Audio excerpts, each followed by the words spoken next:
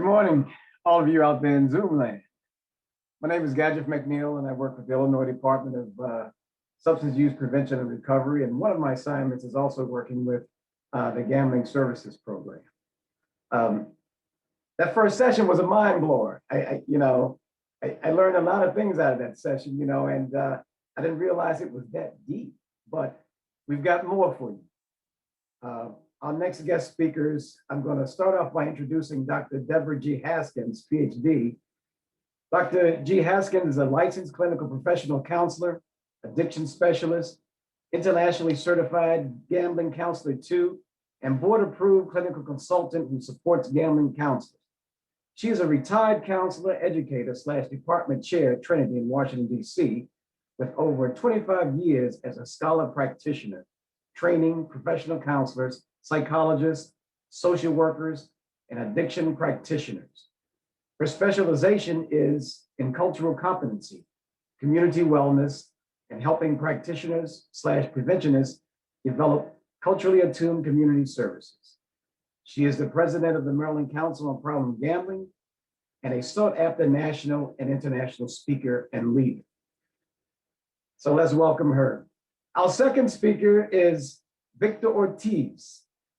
Victor Ortiz is a social worker with over 25 years of experience in program and service development in areas of addiction, youth development, child welfare, and behavioral health. He has worked extensively with a wide range of populations in addition to health disparities and promote health and racial equality. Victor has served in various professional positions advocating for and improving access to care for individuals and their families. He is a nationally recognized speaker, trainer, and educator in the areas of addiction, gambling disorders, and cultural intelligence and humility. Victor is currently the director of the Office of Problem Gambling Services at the Massachusetts Department of Public Health. Very good credentials for our speakers. And so we're going to start off with Victor Ortiz. Mr. Ortiz.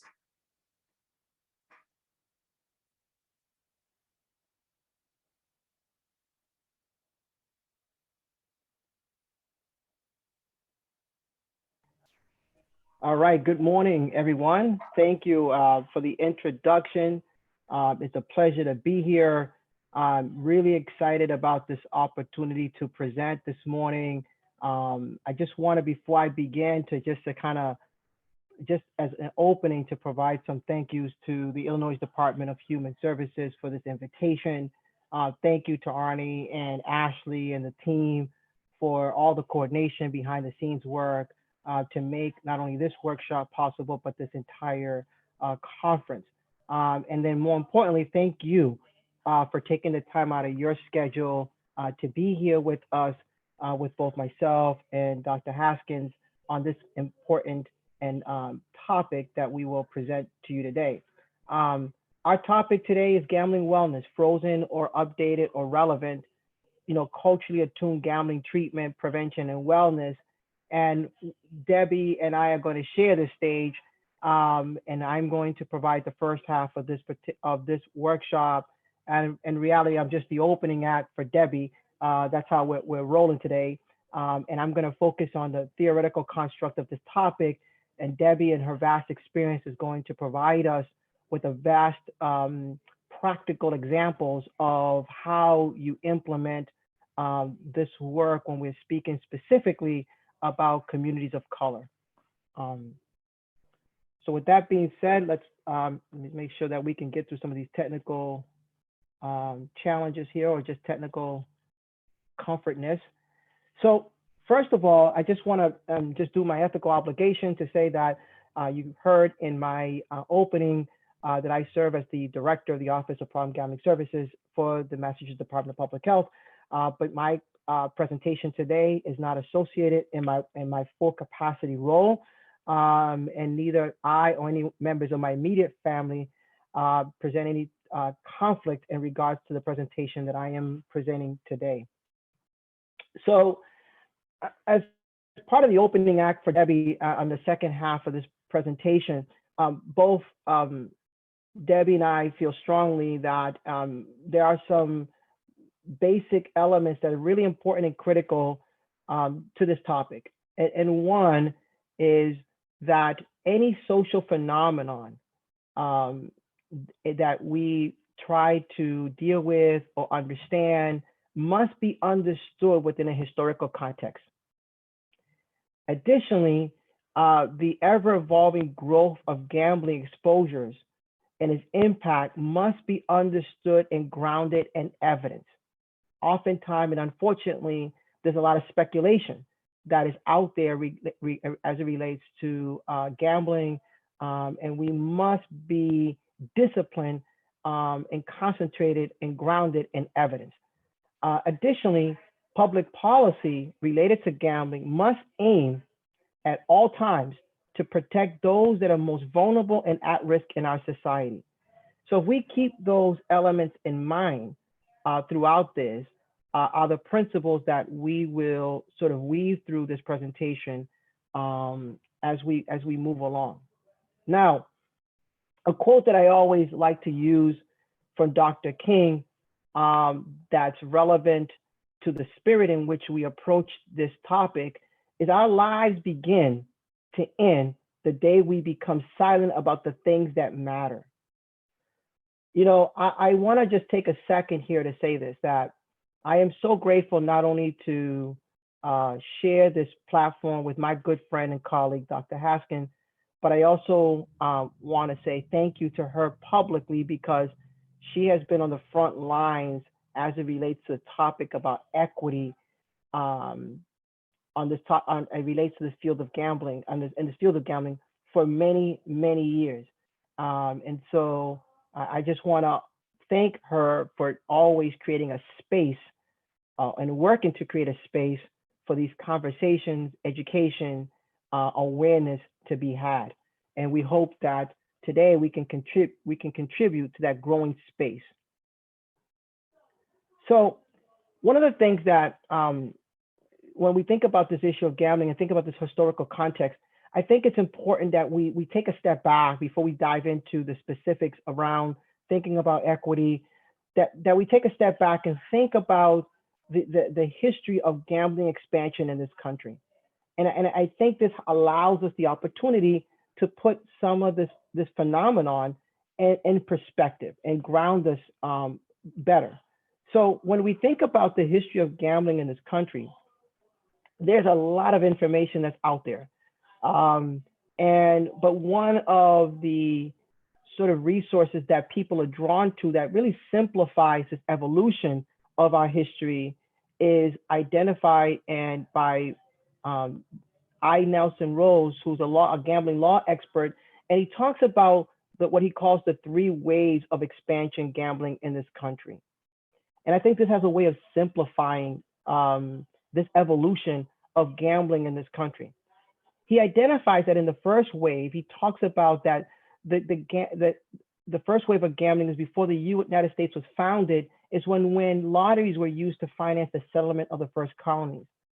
And so this whole phenomenon that we use gambling proceeds and revenue to fund what we identify as government responsibilities is not a new phenomenon. This has actually is very much cultivated in the practicality and the association of utilizing gambling revenues for these sorts of ventures. And so again, this is very much in our history. The second wave happened as we continue to expand in this country and we started to see more forms of gambling evolving.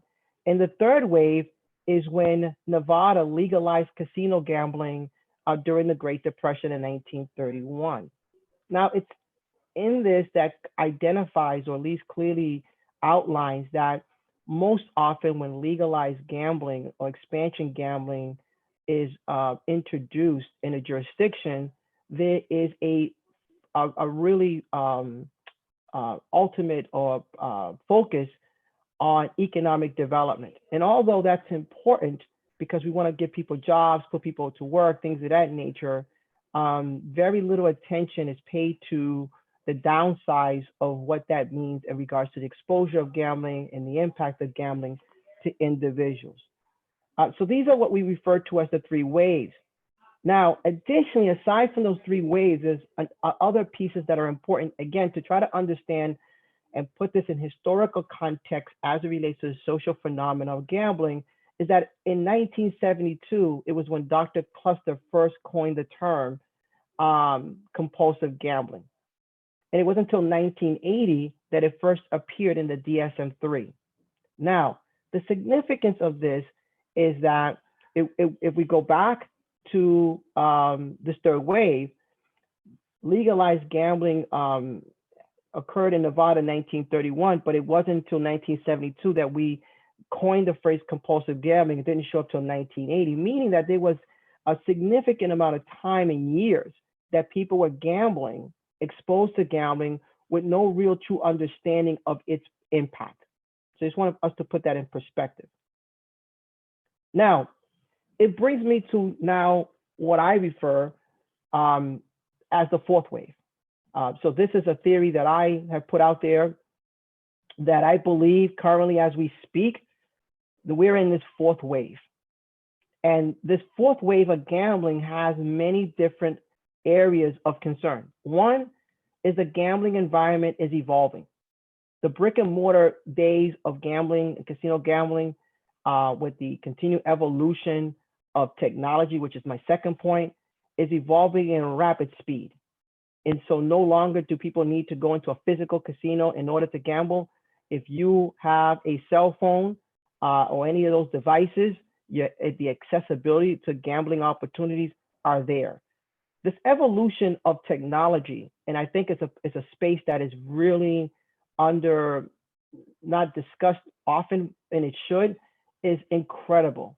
I think that if anything that we've learned, as we're learning many lessons from COVID-19, is this really evolution of technology. The fact that we can sit here today, and I'm in my home here in Worcester, Massachusetts, and can speak to you in Illinois, is an example of that technology, right? And so again, this is not slowing down. This is actually getting increasing. And the question becomes, how does gambling sort of ride that wave of the evolution of technology? The next piece is this whole notion of fantasy sports and social game, this whole notion of gaming versus gambling. And I was told that there was a workshop prior to us that really spoke to that conversation. And that's a real space with real concerns, right? Gambling is perceived as an even more important source of public revenue. And then the last couple of pieces that I want to focus in, and it's sort of is what launches us off into this topic, is that marginalized communities and health disparities are real and are more evident as it relates to this topic. And let me just say this because I want us to be clear. When it comes, the field of gambling, with its accomplishment and its history, has historically been disconnected from the community experience of gambling and people of color. And so now that we are now in today's time, and we look at data, we understand clearly more today than ever before about its impact, its prevalence, and who is disproportionately impacted. It behooves us to give critical thought to thinking about marginalized communities and addressing and eradicating disparities. And we'll talk more about that. And the other piece, and again, being disciplined around evidence and not speculation, is that there's a complexity to be understood in the association with related issues. We now know that over 95% of people with a gambling disorder has had a pre-existing either mental health or substance abuse disorder before the onset of gambling. So this correlation between gambling and mental health and substance abuse is real, and the evidence bears that out, which tells us collectively, when we put this together, our time right now in this day in regards to gambling is more urgent today than any time in our history. And hence, as I theorize, we're in this fourth wave. So now, I as part of that, to try to unpack this and really put this topic in its right perspective, the dominant sort of theory in our field right now that takes up the bulk of the airspace in our sort of providers or people across this network of folks who are doing work in the space is this term called responsible gambling. There are some pros to this particular ideal, and that the pro is that this sort of format really is focused on consumer protection, and that's important. So again, the notion of having protecting the consumer in regards to this, of gambling products is an important feat. The other piece is the need for evidence. The responsible gambling in its original theory, which is the Reno model, really calls the need for evidence and rigorous evaluation as part of that framework. In addition, is the engagement of stakeholders. So the responsible gambling in its original theory, which is the Reno model, really has some really strength and weight that could be beneficial to our collective work. But simultaneously, it also has some, what I believe is some opportunities that need to be either addressed, talked about, expanded, or worked through. And some of that is one size does not fit all. And so it behooves us as practitioners that those of us that are subscribed to responsible gambling, that we don't fall into the trap to think that these strategies are applicable to everyone, right? So we know that from programmatic perspectives, one size does not fit all, right? We also is the question that arises often that I hear about in my travels is who is really responsible? Oftentimes, and then the practicality of responsible gambling seems and appears to put the responsibility on the individual. And the question is, does the responsibility go beyond just that individual? And although there are those who push back, and the scholars in the space will say, no, the responsibility is intended to be many aspects of this. It's not just the individuals, but the practicality of that. So that there's a significant disconnect between the theory and the practice. In the practice of it, it appears that we're putting the responsibility on the person. And then lastly, which then springboard in the significance of this particular talk today, is communities of color are often not engaged and overlooked. And so today we cannot just take and develop these strategies and then think of people of color after the fact and try to tailor and adjust these strategies to people of color. If we do that, then we've missed the boat. And so now, to that extent, I want to share with you in the audience, if you're interested more in regards to this topic, I had a wonderful opportunity to contribute a chapter in a book that was recently released called Responsible Gambling, Primary Stakeholders Perspective. This was a book that was put together by a group of scholars in the space of responsible gambling that were interested to hear from different perspectives of different folks nationally, internationally.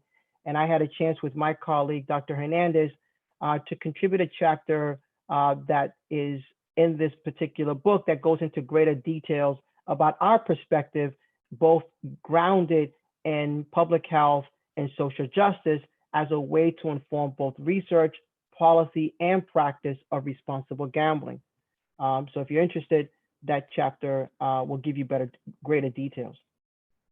So additionally, as part of this history, I want to point out that in the field of gambling disorders and sort of the late 1990s, early 2000s, there were two major publications that came out that focused and looked at gambling from a public health perspective.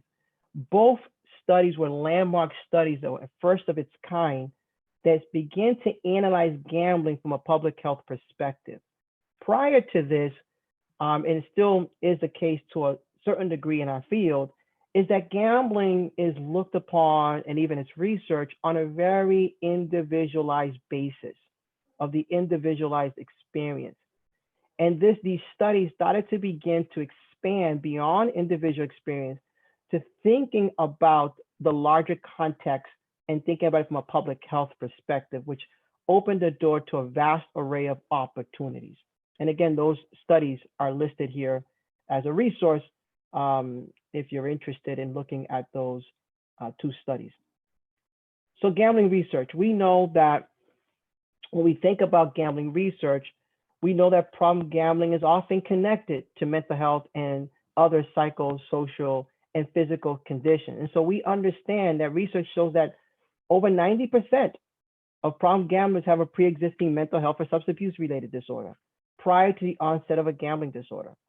And so this is concrete evidence that tells us that no longer can we think about gambling in this isolated way, but we must think about gambling in the intersectionality of these issues. Now, while that is established, there's also a study that came out in Massachusetts that is giving us the potential of more food for thought.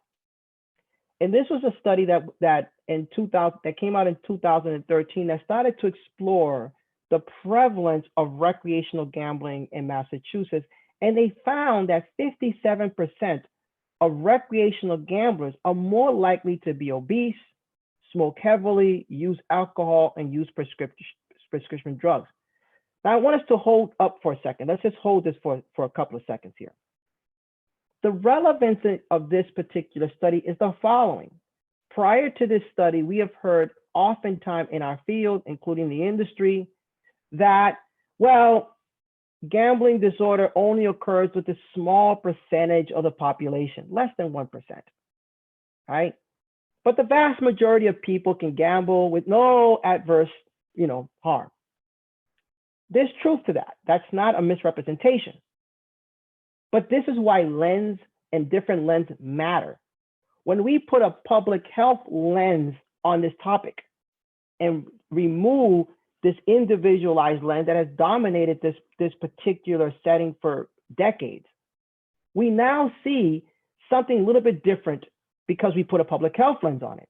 And the public health lens is telling us that recreational gamblers might not be advancing to have problematic elements in their lives that relates to a gambling disorder, but they're more likely to experience other health issues, which identifies the fact that problem gambling is a public health issue. And hence our approach must be evolved and must be different. So now let's talk about what we came here for, is to talk about specifically around marginalized and oppressed communities. Research shows that simultaneously that the prevalence rate of disorder gambling among Blacks, Native Americans, and Asian Americans are higher than whites, right? So the study tells us this. The question becomes, what is the cause of this health disparity? Now, let me say this because I think this is really important.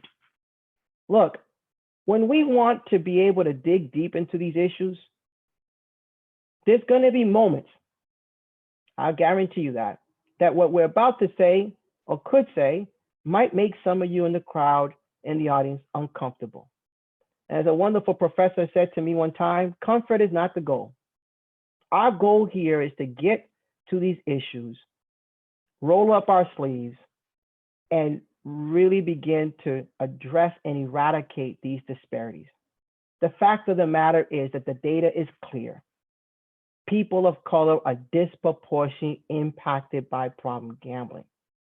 And hence, our interventions cannot be, and as I sort of debate with my wonderful responsible gambling colleagues, that it cannot be just simplifying some of these interventions without trying to get into these root causes of these disparities and address them at its root. And let me just say this. If our collective effort is to mitigate harms associated with gambling, if that is what we all are sort of committed to, if we say as a field that we're committed to reducing the incidence and prevalence of gambling disorders, that's why we do what we do. Let me be clear. We will never, ever mitigate harms associated with gambling unless we lead with equity. Can't happen, won't happen. And I challenge anyone, bring me the evidence, show it to us, how we can do that by continuously ignoring and not taking into account communities of color that are disproportionately impacted by gambling. So now let's dig into this sort of causes. What are the causes? So now, I said in my opening that we need to understand these issues in the historical context. And it's important to understand that things don't happen by accident, that there are policies that drive, sort of have a ripple effect in our society. So let's look at some of these elements, since we already understand that gambling is interconnected to both mental health and substance abuse. So it'll behoove us to learn from some of these realities that have happened in our society as it relates to both substance abuse, mental health, and public health in general. So let's look on the war on drugs. We know that these policies in regards to war on drugs, that the outcome of this policy, decades and decades, has been the disproportionately incarceration of men of color in our criminal justice system, right? We understand that when we take a closer look at this, we are 5% of the world's population, but yet we are 25% of the world's prison population. Something is wrong here, right? And then when we take a closer look at that, we understand that African Americans are not only incarcerated at a higher rate, but we see significant disparities when it comes to this particular issue. Let's look at other ones. Let's look at healthcare. You know, Dr. King tells us that of all the forms of inequity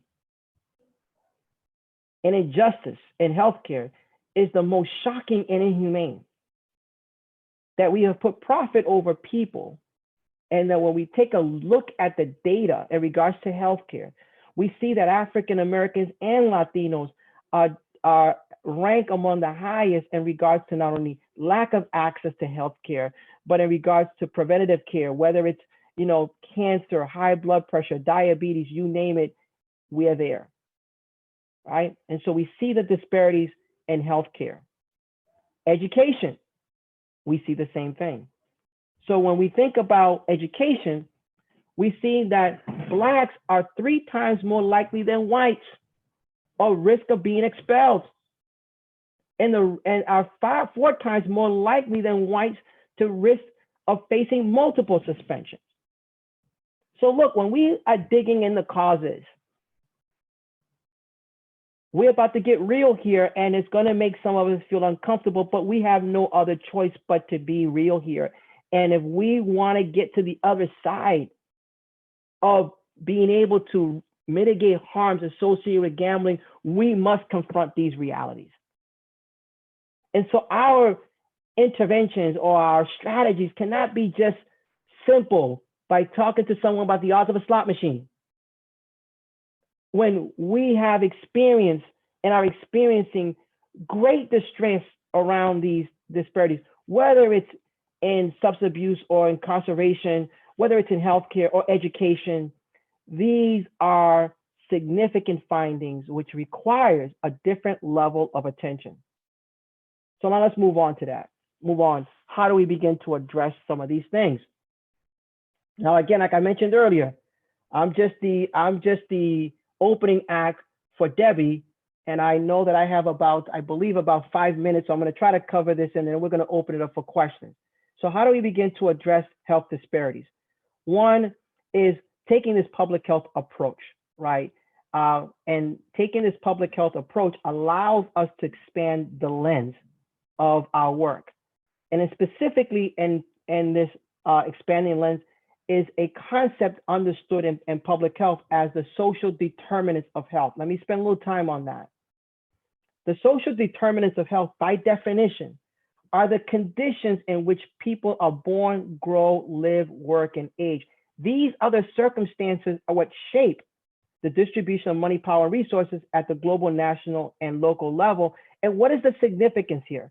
Well, we have 5 domains in the social determinants of health.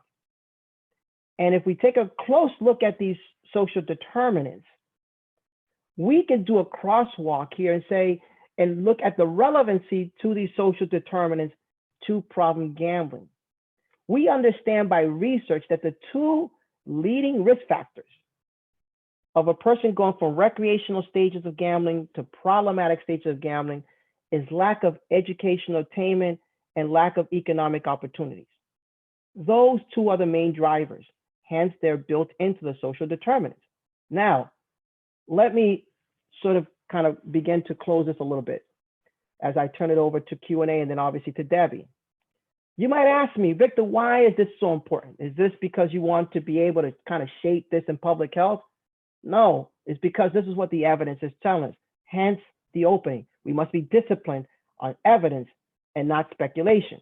We understand by evidence that 95% of health outcomes is rooted in the social determinants of health. All right? So if we know that, and the data tells us that, then our shift in our mindset in our field must be to say, if we want to accomplish success as it relates to mitigating harm, then we must do the difficult work and dig in the trenches of the social determinants, because it is what determines health outcomes, not by taking shortcuts and focusing in on saying, oh, let's talk to somebody about education, about awareness. Okay, that's important. But again, 95% of health outcomes are rooted in those social determinants of health. It's what shapes people's lives. So now, how do you build equity? Well, Debbie's going to give you some more practical elements how you build it. But let me just say this, that sort of how you build equity is we must move into thinking about the social, cultural, and economic influences that spread and patterns of this disorder. And by expanding the lens allows us now new opportunities, and think about in a broader context, not just the individual gambler, but think about families and communities. So oftentimes, and I share this, well, I share this all the time as I kind of wrap up here. A quote by Brian Stevenson, and who often states that we cannot create healthier communities and healthier societies if we're not brave enough to get uncomfortable. We need good people to position themselves in difficult places in order for us to make the changes that we need to make. And that's a wonderful quote by Brian Stevenson. So with that, I want to say thank you. I ended right on time. Look at that, Ashley. Right? I told you that I could do this. You're an expert at timing. So I'm again, like I said earlier, I'm just the opening act for Debbie. Debbie's going to get more into the practicality. I hope that I set the stage for my wonderful sister, who's going to come in, and she's great, fantastic person who can get into the practice and some of the elements that she's leading in the state of Maryland and nationally and internationally on some of the actual practical work. So I'll take questions now, Ashley. Absolutely. And just a reminder, if you have any questions for Victor, you can put them in the Q&A box and not the chat if you don't mind, but we're getting some wonderful feedback. So thank you so much for that, Victor. That was excellent. And what a great quote to close us out on your portion of the presentation. We do have one Q&A question so far, and they say it's been a challenge to find resources to educate the Latino community, especially those who are immigrants. However, gambling is a lifestyle for many within this culture. Where can we find reliable Spanish resources and materials? So let me just say this, that is true. Our field of gambling is very limited in regards to resources. I think that if you look at the totality of dollars that are spent in this space, about 70, I think total is about $70 million in totality in this country that's spent specifically on problem gambling. There's no federal funding for problem gambling, hence the lack of resources and information, things of that nature. So I would say that there are some resources that we're developing in Massachusetts that are in Spanish that people can link to the website, our Office of Problem Gambling Services, and there's stuff there in Massachusetts. There's also I think good information and resources that are coming out of California by their Department of Public Health. That's also in Spanish and I think Asian American as well. It is slim pickings, but if the person who's interested want to email me, please do so, and I can guide you into those right spaces for information. The other thing I would say is this: it's important to get those resources, but if we're interested in doing the work as relates to Latinos, I also would encourage people to do the engagement work, right? How do you engage communities of Latino descent? How do you work with side by side with the Latino community in order to raise awareness and address this public health issue? Absolutely. And just to piggyback onto that, if anyone finds any of the Gamblers Anonymous resources useful, most of them are available in Spanish as well. So their online store is a resource.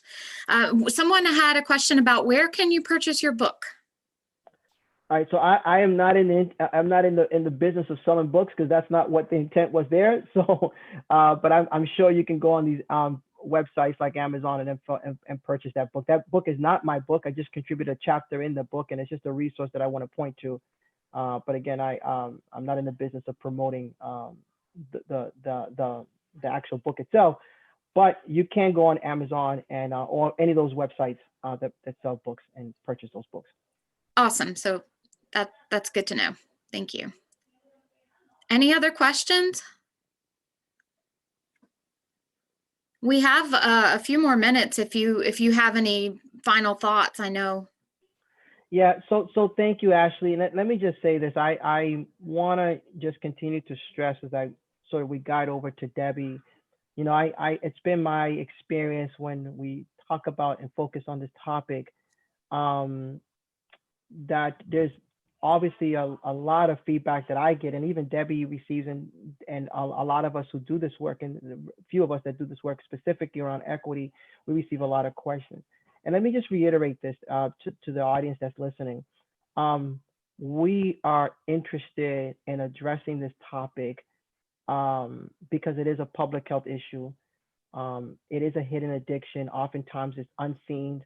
The effects are devastating in people's lives.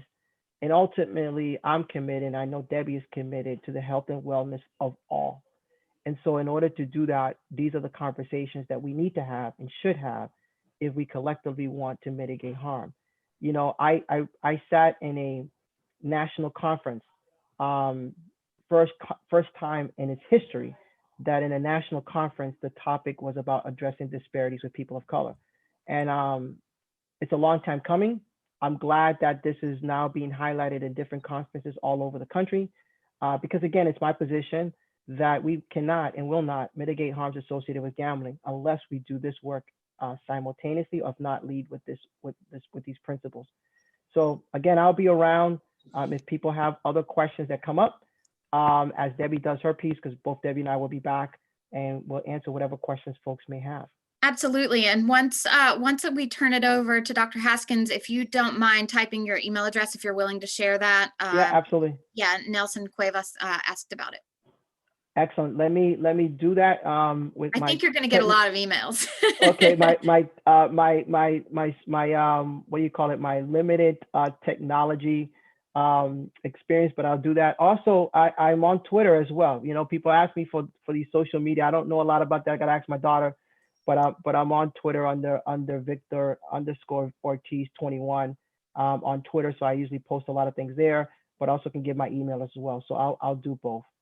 Perfect. And I can put it in the chat as well if you're okay with sharing. Oh, please do. Yeah, okay. It's all good. It's all for the betterment of everybody. Perfect. Well, thank you again. And, you know, we may have some additional questions that come in while people are digesting that information. But for now, we're going to turn it over to Dr. Haskins. Thank you, Ashley. Thank you.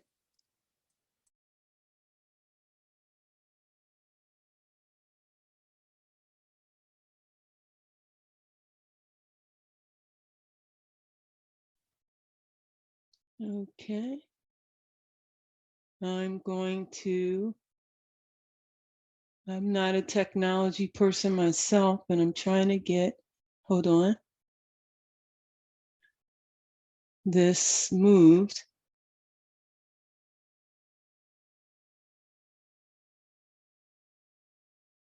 I'm having trouble, just letting you know I'm having trouble with showing it from the beginning. For some reason, the bar, hold on, let me get rid of this. Okay.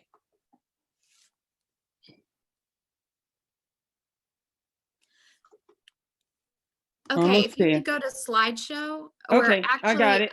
okay, you got it? Okay. Yeah, we're good. Couldn't get it. All right. Let me just tell you, I'm one of the dinosaurs. So Excuse me. let me, Whenever you brought it into full screen, I think it put it into a different window. So I don't know if it's sharing it anymore. okay, hold on. So All you right, might want to open up I'm the gonna full. start it again. Let me start it again, okay?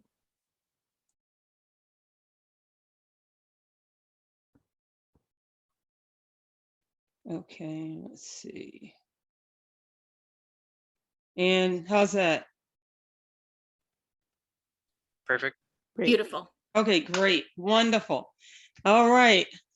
I have no words. I just want to say thank you to my wonderful brother from another mother, Victor Ortiz. It is an honor to share this stage with him, and he gives me such respect and esteem, but I turn it back to him. Thank you, Victor. You have just done an amazing, amazing presentation to help set the stage and really strongly emphasize why equity is so important and why we have not done sufficient of a job in this field, and we must do better. So I just want to thank my great friend and co-presenter. I want to thank Illinois again.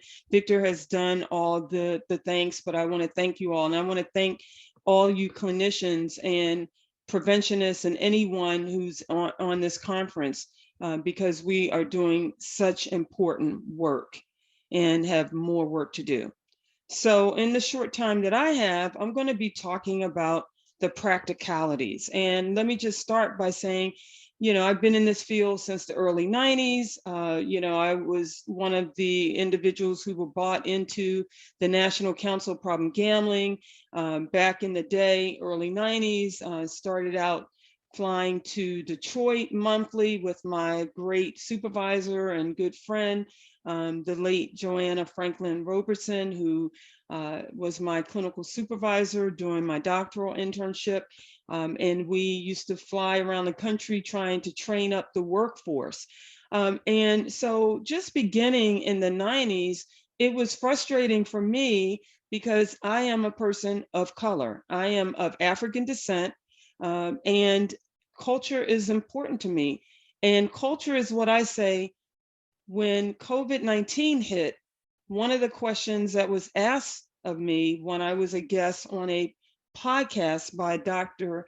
Jot Singh, who was talking about how can we bring healthcare to communities of color in particular, communities in all communities, because we are now in a pandemic. And I said that culture is home. How can we bring healthcare to people's homes? I said, we need practitioners and professionals to understand that culture is home. And so for the work that I've been doing in the field since the early 90s, I struggled as a person of color because I knew and know that culture is home and that you can't separate culture, diversity, and equity and lack of equity from the lived experiences that many people who are marginalized and oppressed in our world and globally, because we see the same issues when I went to Nova Scotia and when I go to Bermuda to do the work. The issues are the same. It doesn't matter that these are people of color outside of the United States, but the continual challenges are tending to be the same. And so one of the things that I have taken leadership in, and one of the major areas, is to really emphasize, as a scholar, as a practitioner myself, an internationally certified gambling counselor, and like many of you, really trying to help people get well. And so what I've seen is the fact that oftentimes the work that we're doing, we're using models that are really frozen in time. These models don't include context. And so what I've been saying to people in my teaching, in my classes, in my research, and the work that I'm doing as a consultant and trainer, and helping practitioners and preventionists and nonprofits do better and open up opportunities for people to breathe better, is this point. Context is everything. Context is everything. And what do I mean by that? The question is, are we really fully integrating the gambler, the affected other in the community by understanding what their context is?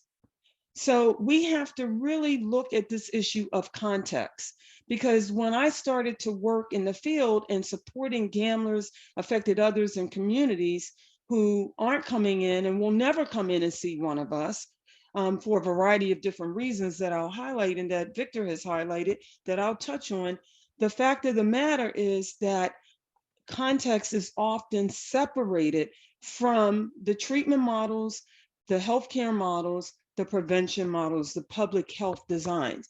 So the Western healthcare models that we tend to rely on, unfortunately, these models and the delivery of services have not done a good enough job in including context, but it is front and center for everyone.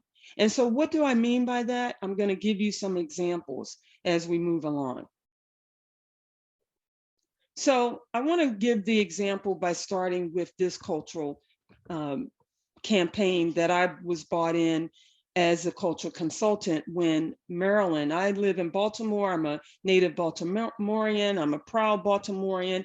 And when Maryland opened its first casino in 2012, they did a baseline study, prevalence study, which is what most of the jurisdictions have to do. I mean, you know, as Victor highlighted, if you're doing the work, you have to look at the evidence. We also have to recognize culturally that the evidence is limited because the evidence doesn't always include various and diverse voices. So we also have to manage that as well. But when I was brought into this process in Maryland, in preparation of opening up our first casino, and they did the baseline study, University of Maryland, Baltimore County, of course, no surprise that the highest risk group that they identified would be African Americans or people of African descent and other persons of color, but African Americans were the first group. And so the first effort in Maryland was to develop a cultural campaign that would help increase public awareness, well, particularly in the African American community. And why? Because the casino is actually built right in the middle of the community. People can walk there. So like when I was flying to Detroit, you know, on Friday night, when I would get off the airplane, the taxi driver would pick me up and I would be taken to the hotel in Detroit. What was very difficult, we could barely get to the hotel because of the line of cars trying to get over the bridge to Windsor to gamble. But then what happened? They built the casinos in Greektown, so made it easier for people. So we know that that is a major concern. So we see that African Americans are the highest risk group oftentimes, and that's what happened in this baseline study. And so what we decided to do, and what I tried to highlight, is that we had to develop a cultural community public awareness campaign that was inclusive, that addressed the equity issues that many African descent members experience. So what did we do? We collaborated with cultural community stakeholders, which is what my great colleague Victor and friend has highlighted, that you really have to do the hard work. It's not going to be simple just to develop a campaign, but you have to spend time. We have to spend time developing relationships at the community level. And so we developed a relationship with Morgan State University, which is a historically Black college and university that has a long history and present of engaging the community. And we adopted a cultural context for this prevention public awareness campaign. And so some of the recommendations that I gave, again, practically speaking, how can you do this equity work and do it better, is to use a strength-based model versus a pathology-based approach. Because Western healthcare is a model that was designed by Freud and his followers and other, psychoanalysts that looked at deficiencies that are rooted in early childhood. When you have communities of color and cultural persons who have historically to present day been pathologized because of the color of their skin or because of their community. So for example, the first question that people ask me about Baltimore is they say, have you seen The Wire? Well, guess what? I only watched 3 shows of The Wire. It might be magnificent, but I just could not watch that show. And why? Because it highlighted really and underscored many themes that people already believe in. And I don't want to be a part of that. And so my recommendation was to use a strength-based versus a pathology-based approach, highlighting what are the strengths in this culture. Arts is a strength. They love the arts, dance, music. I said, please, no middle-class clip art, because these middle-class clip art that are graphics do not reflect the voices and faces of normal, regular people in the community. Let's use regular, average people who are just working their job, the taxi cab driver, the person who's working in the grocery store, the person who's walking to and from work because they don't have transportation. Just regular folks. Let's talk to them and have them share their experiences of gambling. And then initially in this campaign, the Center of Excellence on Problem Gambling, which is part of University of Maryland School of Medicine, which gets the funding, and the Behavioral Health Administration, they have all the funding. And the Maryland Council on Problem Gambling, we actually have the faith-based initiative funding. And so the University of Maryland, through this Center of Excellence, they wanted, and we're going to do billboards. I said, well, we can't just have big billboards in these strategic places because not everybody has a car. Let's get bus billboards. So again, what are some ways that we can expand equity and make wellness accessible to everybody and not just for privileged persons? Why am I sharing this? I'm sharing it because if we are designing prevention, we need to include, as I said, the community stakeholders. So I want to highlight that really strongly. What else do we want to do? And I'm not going to go into this because Victor has done a magnificent job setting the stage. But again, what he has highlighted is the fact of the matter that too often our paradigms focus only on the individual. And so if we're using a socio-ecological model, the framework for prevention has to be inclusive. It has to include the societal influences and impacts. We've got to include the community. We've also got to develop these relationships.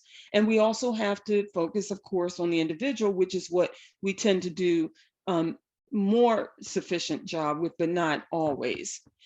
What I really think is missing in part of what Victor has set the stage for me as well is on a practical level in terms of understanding equity and expanding equity and expanding and making our treatment, our wellness, not just treatment. It's not just about gambling disorders treatment. I'm focusing more on wellness. How can people get well? How can people breathe through life with, even if they don't ever come to treatment? We focus so much on treatment, but guess what? Treatment only captures less than 7% of individuals are ever seeking treatment. So my question is, what are we doing about the other 93%? What I'm challenging us to do is let's focus more on the 93% too. And so when we're focusing on the 93%, that is also focusing on wellness. And it's not using the words from a pathological terminology, gambling disorders. Let's reframe it. Let's repackage it. Let's talk about wellness. Let's talk about personal wellness. Let's talk about personal wellness that captures what happens when you're struggling with finances. How can you make good decisions about your finances? How can you manage when life hits you hard as a result of COVID and the racial injustice? What are the ways that families can help support their children and youth better? What are the tools that families and communities need to show up every day? So that's wellness. That I think is going to offer us better opportunities versus just using the language of gambling disorders. But when we're doing that, we also have to recognize the pair of ACEs. And what is the pair of ACEs? The pair of ACEs is adverse childhood experiences. And what this model does, many of you have been trained on ACEs, and I'm doing a lot of trainings and have been for a while, but a lot of people don't even know and understand what adverse childhood experiences are. Now, we do understand trauma and we know more about trauma, but what we're trying to understand better is the fact that if an individual has experienced and is experiencing adverse childhood experiences, guess what? We know that we can predict almost 70% will experience a future chronic health condition in the future. So Dr. Nadine Burke Harris, who is the first Surgeon General of California. She's an African descent pediatrician who has tried to change through her advocacy and her scholarship and her practitioner practice among her medical professional community. This whole model is to recognize, okay, why are people having higher rates of hypertension, heart disease, mental health issues, depression, anxiety, trauma, PTSD, anxiety, acute stress disorder, generalized anxiety disorder? Why do people have these physical, health diseases, lupus, large numbers of lead paint victims and survivors? Why? Because they have experience at the basic level, at the root level, an adverse childhood experience. And so you can go to the CDC to get more information.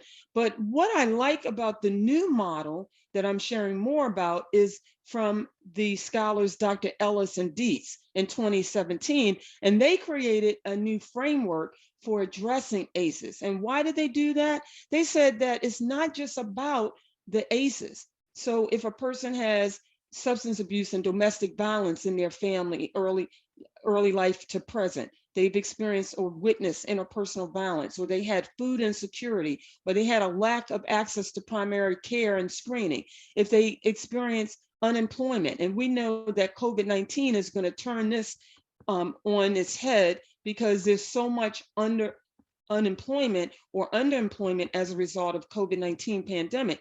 But we have, as I said, the higher risk factors that you see above on the tree, but they said at the bottom level, at the root level is where it starts. We have adverse community environments. We have many gamblers who experience poverty, discrimination, community disruption, where gentrification has disrupted their communities and they are now displaced.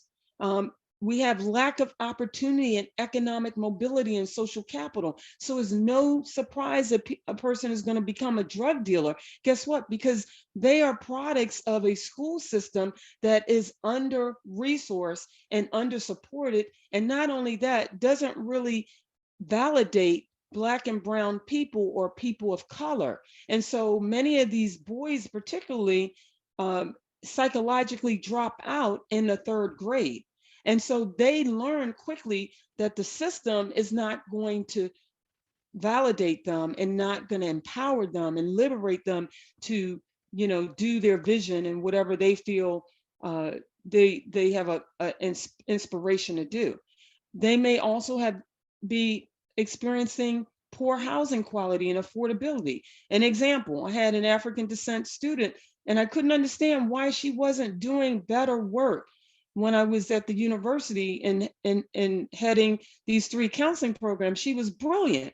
And she said, Dr. Haskins, I have to work 3 jobs to pay my rent. And that impacts me being able to be present here.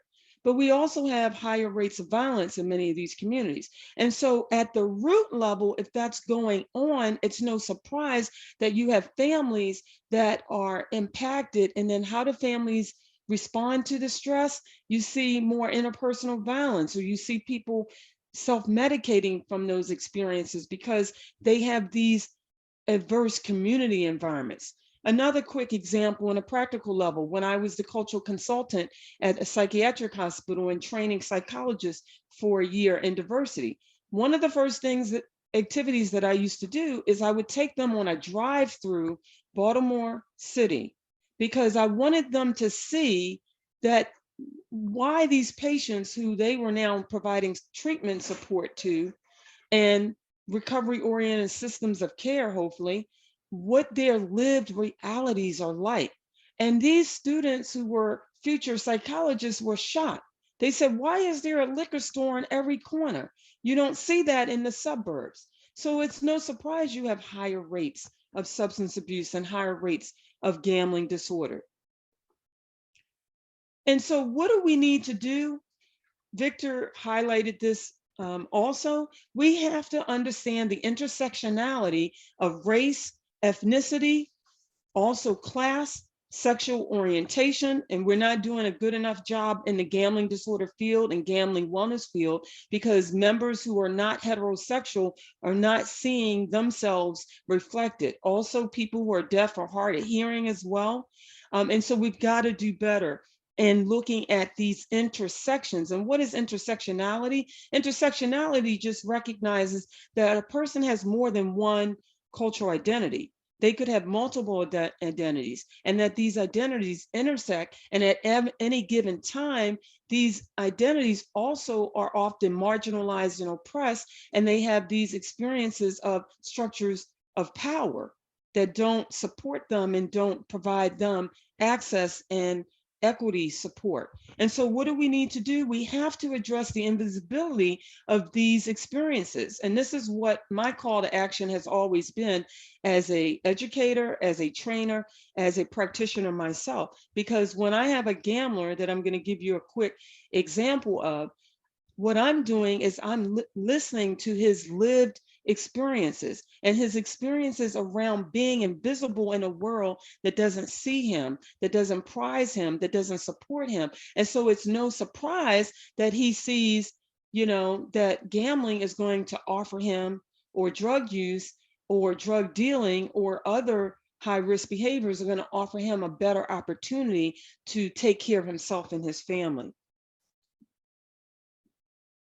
So next, we have heard from Victor, and I'm not going to go into this, but you can take a look at this study when you get a chance. This was just a study that highlighted the high prevalence of PTSD in African descent communities and Latinx communities by Sibava 2019. And what did they find? This particular study actually, hold on, let me go back.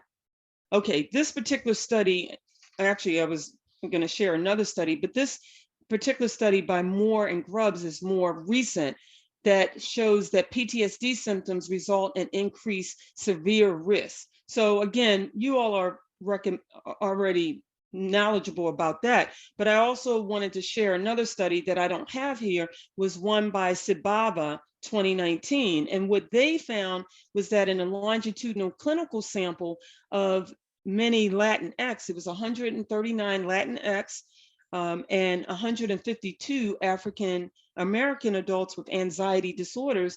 Over 5 years of follow-up, they had higher remission rates.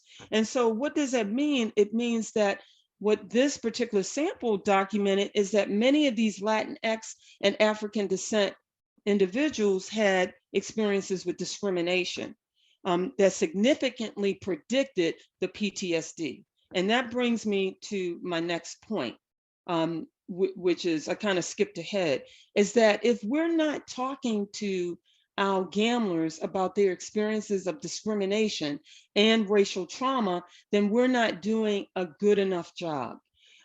And what I have here, and I'm a little concerned about clicking this on just because I haven't had the best experience when I try to share some of this and then get back. But I'm going to make this available to you just as a resource, just because of time.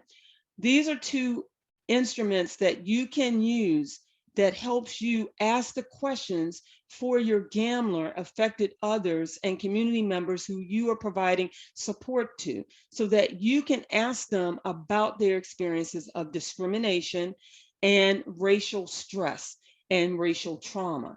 So I was looking recently, just yesterday, at a psychiatrist who was talking about the impact of the world watching George Floyd be murdered.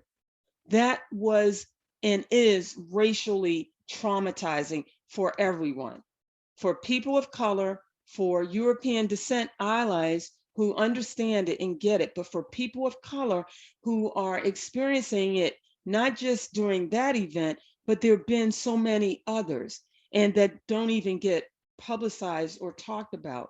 And so we need to do better as we are supporting gamblers, affected others, and communities, and talking to them about all of their experiences. I often say we do a dance around discrimination. We do a dance around racism. We do a dance around classism, poverty. We don't feel comfortable sharing these, talking about these experiences, because race has been a polarizing issue in the United States, but it's also a polarizing issue in many other countries as well. So let me just give you a quick example for a practical level. This is a client of mine that I supported. His name is Alan. Alan is a 44-year-old African-American male gambler who sought treatment for his gambling. He started gambling, as he shared with me, because he thought it would be a financial strategy, because his wife didn't return to work after the birth of his child, of their child, who is now 14. Alan reports that he gambles on the way to work at a community venue, and this helps relieve my sadness going to this deadbeat job where I feel as a Black man, I'm not valued, I'm not respected, and I haven't been promoted, despite the fact that I have an AA degree. Alan's wife actually developed agoraphobia, and she works as a part-time bookkeeper for her brother. He shares feeling stressed, helping his mother, who's a widow, a lot, and his sisters, who offer little practical help. Alan and his wife filed for bankruptcy and are stressed that they may lose their home. Alan's wife, Robin, attends the session with the gambling counselor, me, and shares her hurt and betrayal. During the 8th session, Robin actually shares, because I knew that she had a lot of depression, anxiety, and rage and upset at her husband, because no surprise, we all know gambling creates a trauma to the spouse, the partner, the family members, to the gambler.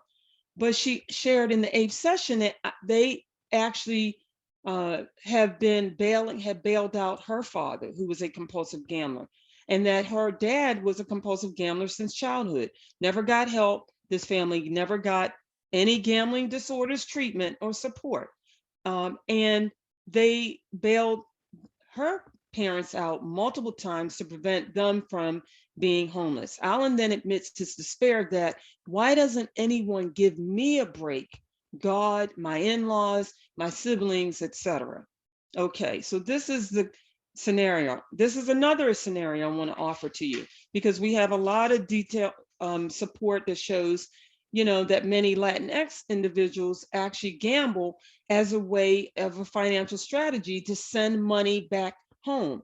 So because we don't have time, I'm not going to read this whole vignette, but you can read it and you'll understand it, because many of you are providing support to many of these gamblers yourself.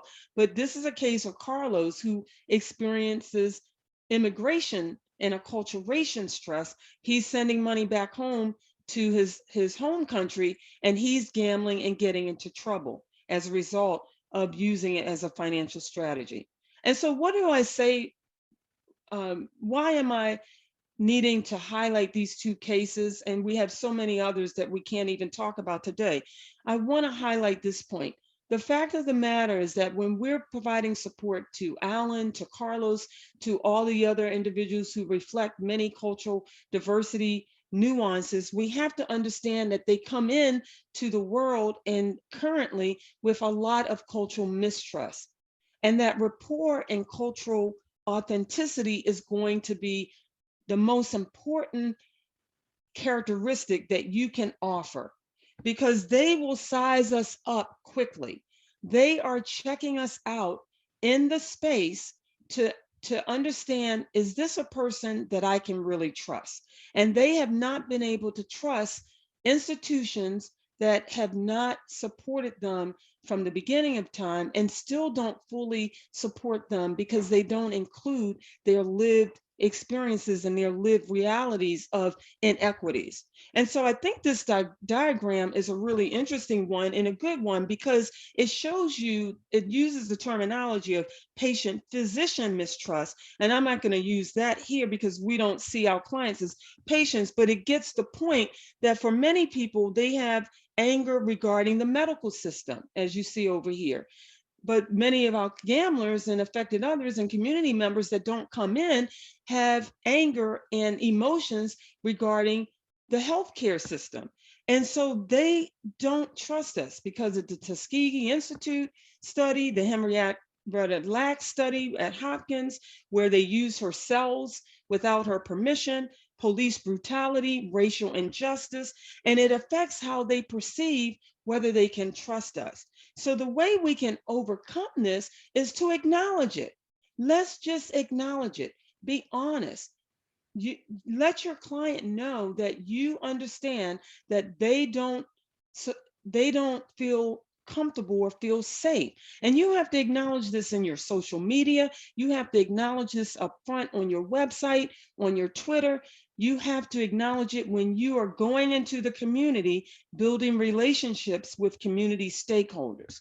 If you don't acknowledge that up front, you're not going to get past the go, basically. You're not going to get past go. And so I like a study that Dr. Carolyn Tucker and her research team has identified, and you can see this on the reference list at the end.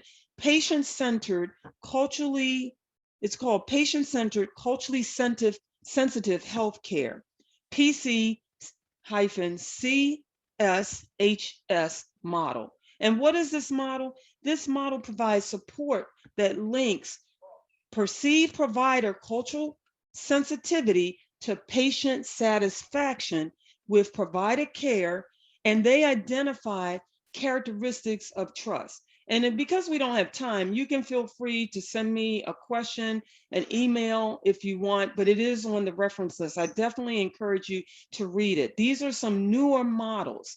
This is another important point. Talk about racial trauma. Racial trauma, even through COVID-19, is on its head.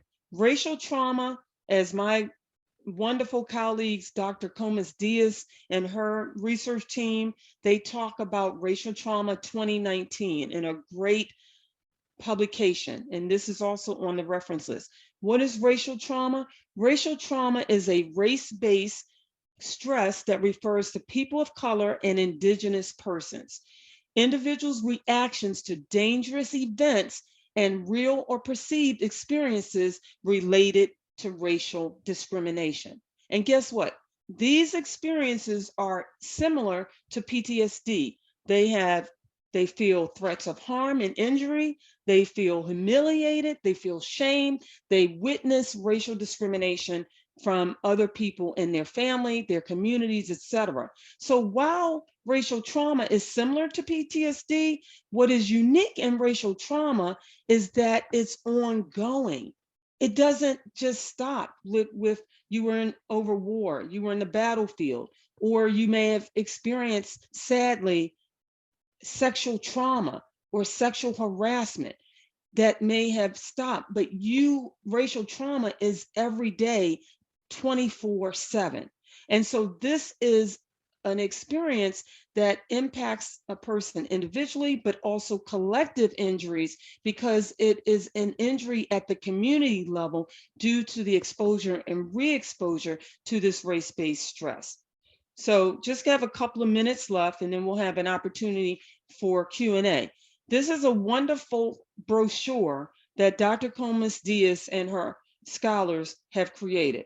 I recommend that you have this in your virtual office. If you're providing telehealth, I would actually blow these brochures up and make it a poster. I would hang these around my agency when you re-enter. I would put it in the bathroom. I would have it everywhere so that people in your setting can feel comfortable that this is a safe place, that even if I have experiences of race-based stress and trauma, it's okay to have it acknowledged here. And then these are just some coping mechanisms that you can review with them, like have them debrief, as one of my clients who came in, who was pulled over driving while Black and was held overnight, had to call out from his job and see me as a clinician to help him sort of debrief the trauma of that whole situation, that injury. Okay, so these are just some strategies. I got 2 seconds left. I already talked about strategy number 1. Let's focus on the 90%, 93%, not the 90%. Number 2, gain cultural credibility by acknowledging your cultural consciousness or your lack of it, but your intention. Also, number 3, the relationship gives you credibility with many cultural communities, not your knowledge. It's when you build the relationship, that's when you're going to have credibility. And I love number 4 point, which is my esteemed, he's deceased now, Dr. Edwin Nichols taught me in a 1984 workshop. He stated, earn the diagnosis. What did he mean by that? Are we able to provide the recovery resources for gamblers, affected others, and communities when we diagnose? Are we just focusing on the individual level, or are we, as Victor has highlighted in setting the stage, are we looking at systems level, policy level, public health level initiatives, policies, practices, goals, objectives, programs, funding, okay? And then I like number 5, gift each session as if it's the last. If you are providing services to your gambler, affected others, and community members, don't assume that they're going to return. Do what you can in every session to help them breathe, so that just in case they never come back. Because these are individuals who feel more stigmatized by mental health and mental illness, and the monkey on their back of feeling that they're going to be more pathologized. And then number 6 is eliminate pathology focus and adopt strength focus, which I also highlighted. And that basically brings us to the Q&A. Wonderful. Thank you so much. And that was so valuable. And we could honestly spend a whole day with you and Victor, and hearing all your information. So really, thank you so much. Before we get to the Q&A, we're going to launch a quick poll just to determine who's here and who's present. So if you can go ahead and fill that out.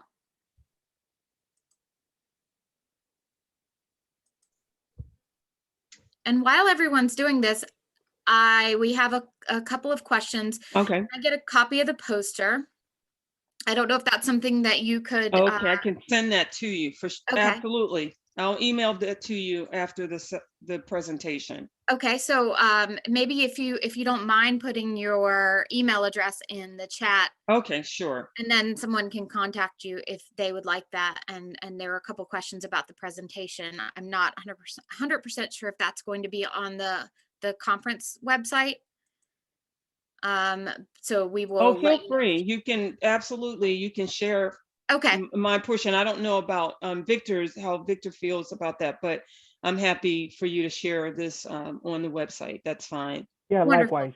You can, Likewise. Thank you. Okay. Yeah. Thank you. That's wonderful. Thank you. And so another question is the questionnaires that you posted the links for. Do you mind putting the links for them in the chat?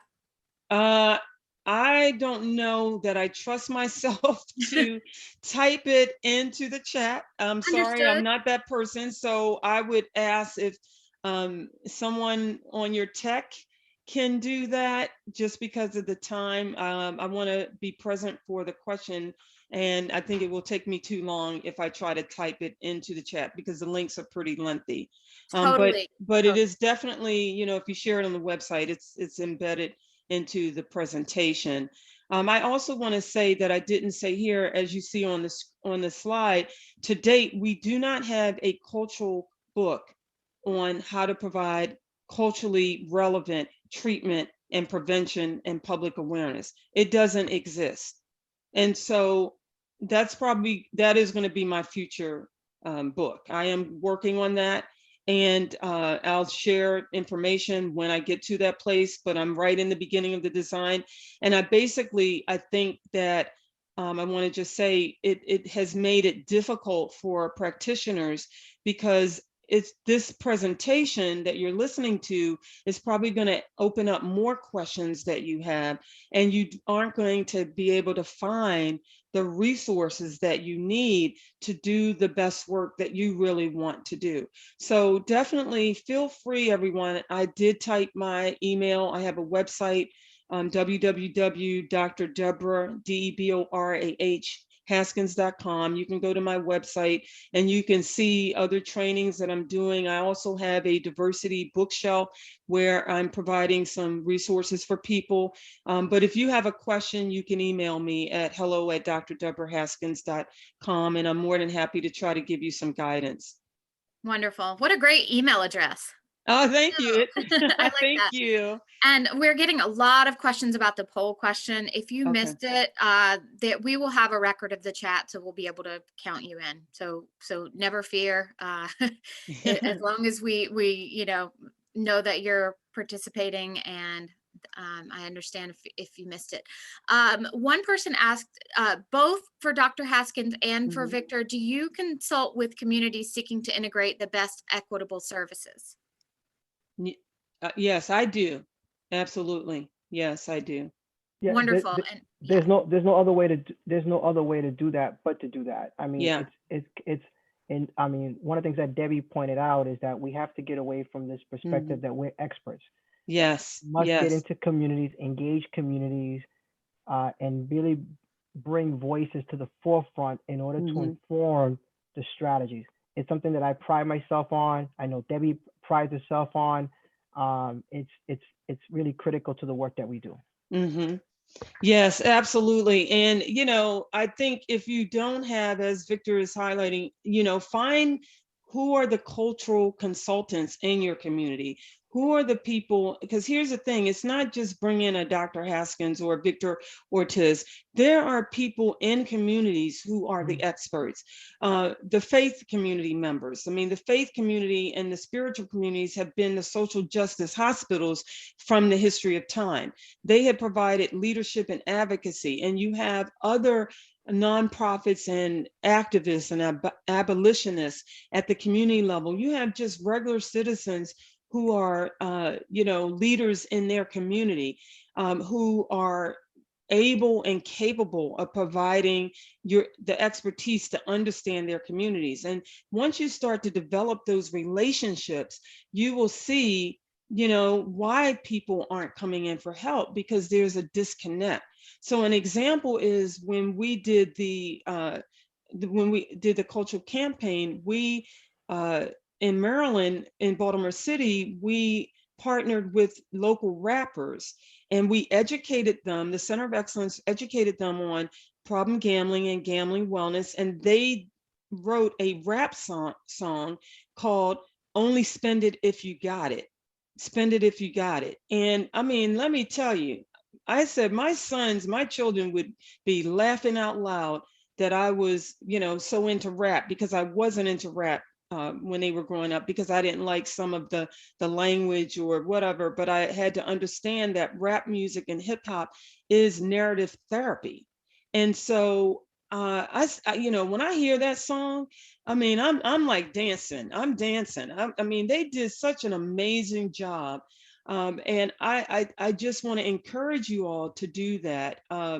I also noticed on some of the chats, some of you have wrote some really great compliments to me as well as to Victor. And someone mentioned I did do the 30-hour gambling counselor training that's a part of the Indiana University's webinar series. And, I'm not trying to promote that, but it is available. You can contact Mary Lay. I actually developed the whole series, and it's a self-paced. And the reason I highlight it is because there are some special population. There's 2 that I created in that series that you can access. And then I also want to mention that SAMHSA also has a great cultural competency tip 50, I think it's tip 59, and you'll see that on the last slide, improving cultural competency. And I definitely highly recommend that, because it will give you some more ideas, and it will also give you some assessments that you can use to assess your agency, to see what do you need, what is your training staff needs. An example of another instrument is I use the California Brief Multicultural Scale. And what it is you can use that to assess yourself as a clinician or preventionist, everybody on your staff, and then you can see what are the cultural needs of educating your agency, your system better, so that you can do the hard work, which Victor laid the groundwork on health equity, and then me on a practical level. And thanks. I want to thank Robbie and all of you for the great messages I'm seeing here. Right. And speaking of Robbie, I know that you consulted with Robbie on the cultural competency piece of our 30-hour core clinical training. And that's what we conduct in the state of Illinois. And we're so grateful for that and for your wisdom and You're input. welcome. You're welcome. It's a joy to support you all. I mean, you all are doing, I think this is the point I want to highlight too. When I finished my doctorate, what I decided strategically was that I wanted to support practitioners more. Because what I found was that once you finish your programs of study and training, you're out there in the world trying to figure out how to do this well and do it better. And I felt that practitioners didn't get enough support. So everything that I do is really providing practitioners on a practical level how to do better work. What resources do you need, and how can I give you access, or as Victor mentioned, how can we give you access to resources to help you do the work better? And I think a big part of this is also getting more comfortable having these conversations, these hard conversations.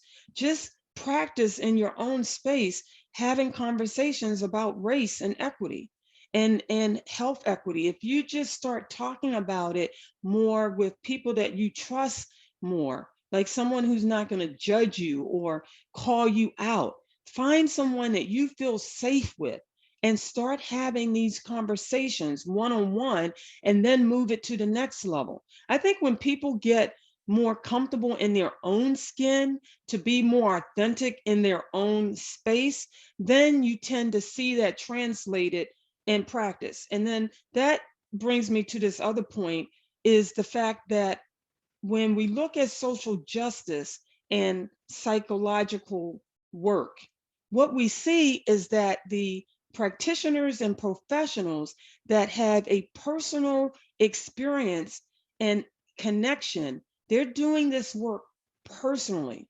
They are then doing this work professionally.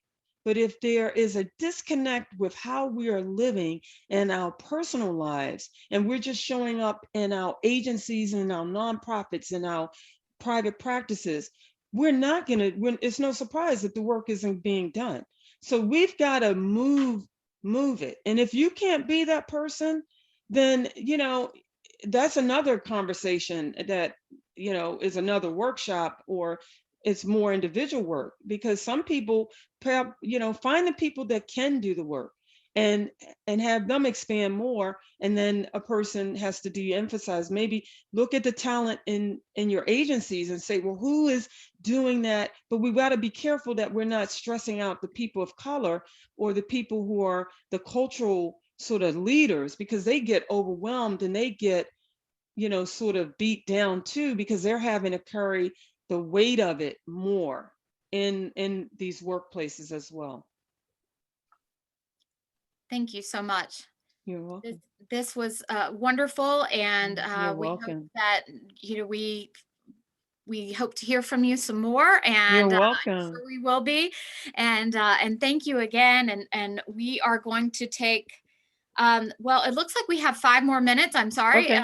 I do want to read one comment that we saw in the, it's not a question, but a comment. Someone said that 80% of their dual diagnosed patients at the nursing homes that they did group therapy work with scored the maximum on the ACE scale. Wow. So that's a great observation. I'm glad that they're actually using it. Good for you. Good for you. But it goes to show, like in the older adult population, we have a lot of older adults who have been going through battle fatigue over life. And so with the Dietz and Ellis framework, it recognizes resiliency. And so what we see is we have these older adults that, even though their scores are high, that they had ACEs, a lot of ACEs, but they've been resilient. But then you also see that they have these mental health conditions, because then it comes at a cost. And at a certain point, a person is going to crash, and you have health conditions, you have more challenges as you get older. And so it's no surprise that you're seeing, scores of 10. So I definitely recommend everyone get familiar with using the ACE assessment. And you should incorporate the ACE assessment in your intake process. So an example is, one social worker who attended my training came up to me at a second training 3 months later. And she said, Dr. Haskins, I want to thank you. She said, she attended the ACE training I did. She says, I did the ACE score questionnaire on myself. My score is a 10. And it helped me understand why I have always struggled. She said, now I'm in therapy. That's the benefit. And here's the thing, the goal of the ACEs is to then provide wraparound support to people to address these issues and concerns. The earlier, the better. So if you're using it with children, you have a better chance if, as Dr. Nadine Burke-Harris says, you're providing wraparound services in the pediatric primary care settings, so that you're reducing the future risk factors early, and the chronic health conditions and the future health inequities. And so if you have adolescents who, you're seeing it, then you can provide earlier interventions. If you have adults, you're providing interventions and support. And sometimes it may be just providing them the knowledge that what has happened to you is normal. Your response to what has happened to you is actually normal. There's nothing wrong with you. What has happened to you is you're living through childhood adversity and community adversity, and this is what we have seen. And let's find out, what do you need to breathe through the rest of your life?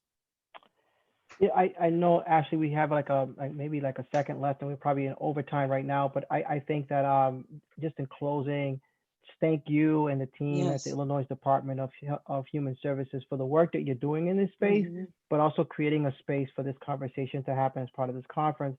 As Debbie and I mentioned, we feel very strongly, and I think people have witnessed that through this presentation, that this is not just a topic, but a key topic in the work of problem gambling and related fields. Yeah. Because in today's time, the one thing we've learned, whether it's the police brutality that we've seen witnessed over and over again, George Floyd as a prime example, but many others, COVID-19 and everything else, we no longer can put this issue on the back burner. We must put this issue on the forefront if we want to promote health and wellness for all. And so we feel strongly that not only is this an important topic for all, but specifically to our colleagues and to the work that's happening in gambling, that we got to put this in the forefront, and we challenge people, but support people in this journey. So thank you, Ashley. Yes. Thank you, Arnie. Thank you, Illinois Department of Health and Human Services. I hope this was helpful to people. And I think people got a chance to see that both Debbie and I are both teammates in this space and willing to be supportive to folks. Thank you all thank you both for the important work welcome. that you're doing. And thank you again for being with us today. And we hope you have a great rest of the day. You and too. for everyone attending, we will take a quick, and we will be back at noon Central. All right. Thank you. Thank Bye-bye, you. everybody. Bye. Bye. See you, Victor. Take care, Debbie. Nice seeing you. Nice seeing you.